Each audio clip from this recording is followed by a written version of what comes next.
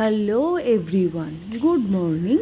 আজকের দিনটা কাটানোর জন্য আমরা কোথায় এলাম বলো তো? জানতে ইচ্ছা করছে। এত সুন্দর সবুজ গাছপালায় ঘেরা জায়গাটার নাম হচ্ছে দিগন্ত রিসর্ট, যেটা মন্দারমণিতে। দেখো এখানটা কত সুন্দর জায়গা, কত দোলনা টাঙানো আছে, প্রচুর রাজহাঁসও দেখলাম জানো তো। আর এরকম খড়ের ছোট্ট ছোট্ট এরকম প্লেস করে ছাউনির মতো করা আছে বসার জন্য, আড্ডা দেওয়ার জন্য।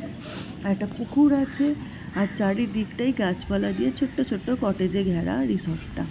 আমার তো বেশ ভালোই লেগেছে। এই যে আমি এখন দোলনা দুলছি। আমরা যারা শহরে থাকি তাদের এই জায়গাটা বিশেষ করে খুবই ভালো লাগার একটা, ভালো লাগবে এটা আমি বলতে পারি। তো এখানে আমি দোলনা দুলে এবারে চলে এলাম সমুদ্রটা একদমই কাছে। আর এতই সমুদ্রের ঢেউয়ের আওয়াজ না, জাস্ট খুব ভালো লাগছে। এই যে সবাই মিলে এখন বসে বসে সমুদ্রে ঢেউ খাওয়া হচ্ছে, মজাই আর কি, ঠাট্টা এসব চলছে। তো ভীষণ এনজয় হচ্ছে সবাই মিলে, জাস্ট বলে বোঝানোর জন্য নয়। এই যে দেখো, তারপরে আমরা জাস্ট সমুদ্র থেকে উঠে পড়লাম।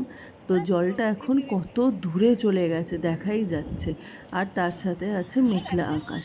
তো এরপর আমরা রিসর্টের দিকে যাব, রেডি হয়ে নেব লাঞ্চ করার জন্য। তো চলো লাঞ্চে কী কী থাকছে সেইগুলোও দেখাই। এই যে দেখতেই পাচ্ছ, লাঞ্চে কত কিছু নিয়ে বসেছে। ইলিশ ছিল, পাবদা ছিল, মাটনও অল্প নেওয়া হয়েছিল, আর ছিল পমফ্রেট, তারপরে ভাজাভুজি, ডাল।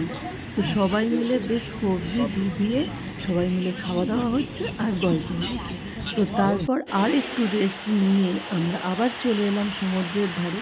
তো সমুদ্রের কাছে যাব আর সারাক্ষণ সমুদ্রের কাছে থাকবো, এটাই তো বেশ এনজয় করার ব্যাপার। তো আবার চলে এলাম সমুদ্রের ধারে। তো ভীষণ এনজয় করছি। তো কেমন লাগলো ব্লগটা সবাই কিন্তু কমেন্টস করে জানাবে। টাটা।